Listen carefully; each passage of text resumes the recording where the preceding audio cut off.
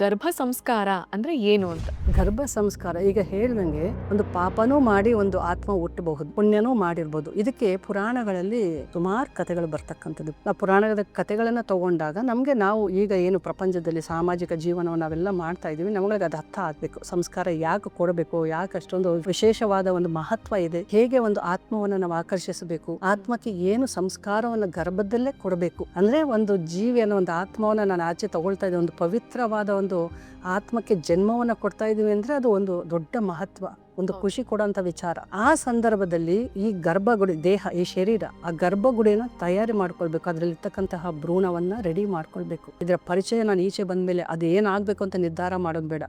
ಆ ಪಾಪ ಕರ್ಮಗಳು ಒತ್ಕೊಂಡು ಬಂದಿದ್ರೆ, ನನ್ನ ಪೂರ್ವಜರು ಏನಾದ್ರೂ ತಪ್ಪುಗಳು ಮಾಡಿದ್ರೆ, ನಾನೇ ಸ್ವತಃ ಗಂಡ ಹೆಂಡತಿಗ ಮಿಲನ ಆದಾಗ ಅಥವಾ ಅವರು ಹುಟ್ಟಿ ಬೆಳೆದಂತಹ ವಾತಾವರಣದಿಂದ ಬಂದಂತಹ ಕಲುಷಿತವಾದ ಆಲೋಚನೆಗಳು, ಕರ್ಮಗಳು, ಬೇಡವಾದ ಒಂದು ಇದರಲ್ಲಿ ತೊಡ್ಕೊಂಡ್ಬಿಟ್ಟಿರ್ತಾರೆ.